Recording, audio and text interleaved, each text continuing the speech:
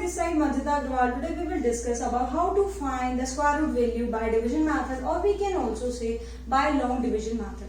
Division word से यहाँ पता चल रहा है division means divide करना.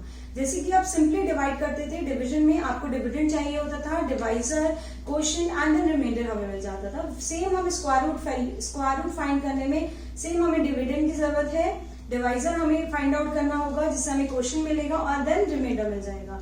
बट इसमें क्या एक चीज डिफरेंट होती है, इसमें लिखने का पैटर्न डिफरेंट होता है.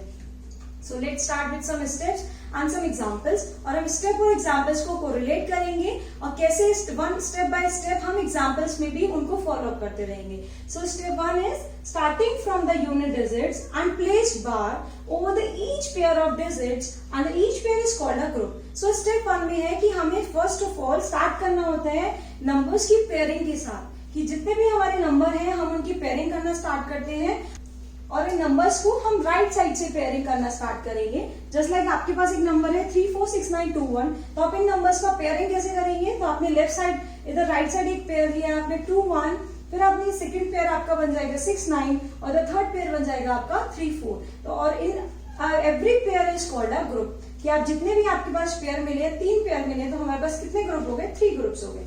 So next step is now find the largest number whose square is less than or equal to the number under the extreme left bar. Under the extreme left bar means जो एकदम just left side को आपका एक pair है, उस pair को हम note करेंगे एज अ डिविडेंड. तो हमारे यहाँ पे डिविडेंड क्या है 34, क्योंकि हमारा लेफ्ट साइड जो पेयर है वो है हमारा डिविडेंड. अब डिविडेंड जब है हमारे पास तो हमें डिवाइजर भी चाहिए. जब डिवाइजर होगा तो हमें क्वेश्चन भी मिलेगा, देन रिमाइंडर मिलेगा. तो अब आपको डिवाइजर ऐसा चाहिए जिसकी स्क्वायर वैल्यू हमारी 34 से लेस हो या इक्वल हो. तो हमने देखा कि 34 से लेस और इक्वल के लिए अगर हम डिवाइजर लेंगे तो हम 5 लेते हैं. क्यों? 5 की square value that means 5 into 5 that is 25. हमारा 34 से लेस है, और कितने टाइम्स लेस है, 9 टाइम्स लेस है. तो 9 हमारा रिमाइंडर आ गया है. आगे देखिए क्या लिखना होता है इसमें, consider the number under the extreme left bar as dividend and subtract the product of the divisor and quotient and then get the remainder. जैसे कि मैंने आपको बताया कि आपने जब डिवाइजर लिया 5 और क्वोशिएंट कितना लिया, सेम उसकी squaring value that is also 5. तो 5 इंटू 5, सो 5 इंटू 5 इज 25. तो आपको 25 मिल गया है. 25 34 में से जब आपने 25 माइनस किया, 9 हमें एज अ रिमाइंडर मिल गया. सेम स्टेप हम आगे फॉलो करेंगे. Just like step 3rd is bring down the group under the next bar to the right of the remainder and this becomes the new dividend.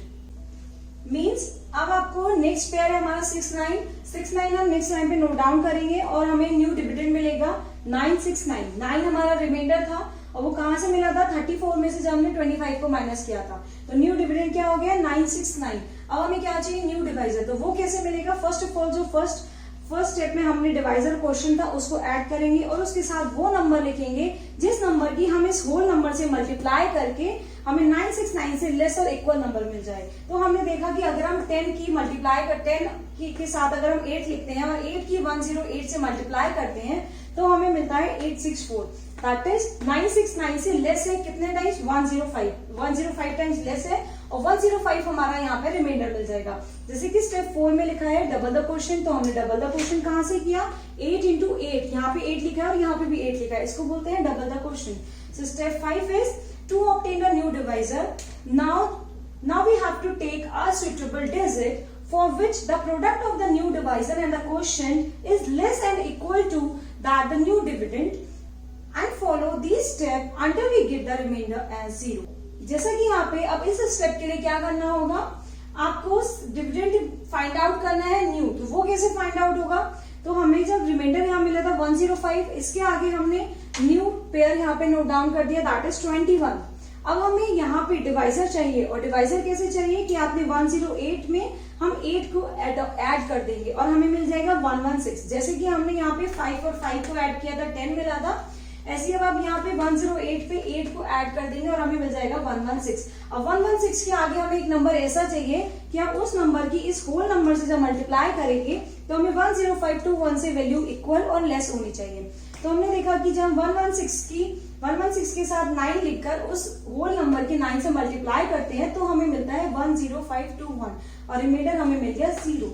That means अब हमारी अब हमारे पास 34691 का square root value find हो चुकी है, that is 589. So the square root value of 34691 is 589. आइए इसको सेकेंड एग्जाम्पल से और क्लियरली समझते हैं. जैसे कि सेकेंड एग्जाम्पल में हमारे पास क्वेश्चन है 15129 मीन्स आपको यहाँ पे स्क्वायर रूट वैल्यू फाइंड करनी है 15129 की. फर्स्ट ऑफ ऑल हम यहाँ राइट साइड से सबकी पेयरिंग करना स्टार्ट करेंगे. आपने 29 का एक पेयर लिया है, 51 का एक पेयर लिया है, 1 हमारा सिंगल डिजिट है. अगर हमारा एक्सट्रीम लेफ्ट पे सिंगल डिजिट भी बनता है तो हम सिंगल डिजिट को एज अ ग्रुप ले लेते हैं. तो हमने यहाँ पे क्या ले लिया, 1 हमारा एक एज अ ग्रुप है. तो सो हमारे पास यहाँ पे 3 ग्रुप्स हैं. 1 is 1, second is 51 and the third one is 29. और अगर आप अब यहाँ पे क्या स्टार्ट करना है, आपको सेम डिविडेंड हमारा यहाँ पे 1 होगा फर्स्ट ग्रुप, दैट इज आपको यहाँ पे डिवाइजर चाहिए और क्वोशिएंट चाहिए. तो सो यहाँ 1 के लिए आपको कौन सी स्क्वायर वैल्यू लेनी होगी, सो हम 1 के लिए लेंगे 1. तो बिकॉज 1 1 जा 1 और 1 में से जब -1 किया तो 0 आया. अब नेक्स्ट लाइन पे ये है हमारा डिवाइजर, यहाँ हमने 1 लिखा है और 1 1 जा ये हमने क्वोशिएंट में लिखा है. जब हमने 1 1 जा लिया आपको यहाँ 1 मिला. सेम अब आप नेक्स्ट पेयर यहाँ पे नोट डाउन करेंगे, दैट इज 51. अब आपको सेकंड स्टेप के लिए डिवाइजर कौन सा चूज करना होगा. फर्स्ट ऑफ ऑल हम 1 और 1 को ऐड करके यहाँ 2 लिख देंगे.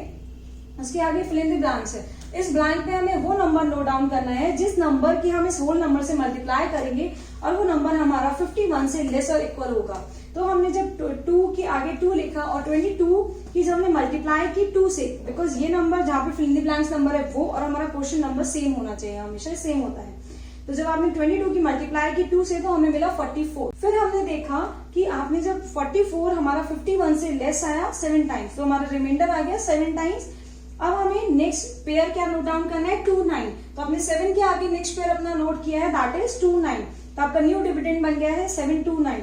अब आपको डिवाइजर ऐसा चाहिए कि आप उस नंबर की सेम नंबर से मल्टीप्लाई करेंगे और आपको 729 से लेस और इक्वल नंबर मिल जाए. सो यहाँ पे आपके पास 22 था, 22 में जब आपने 2 ऐड किया आपको 24 मिल गया. अब आप फिल इन द ब्लैंक्स में ऐसा नंबर लेंगे कि आप इस होल नंबर से उस नंबर की मल्टीप्लाई करें और आपको 729 से लेस और इक्वल वैल्यू मिल जाए.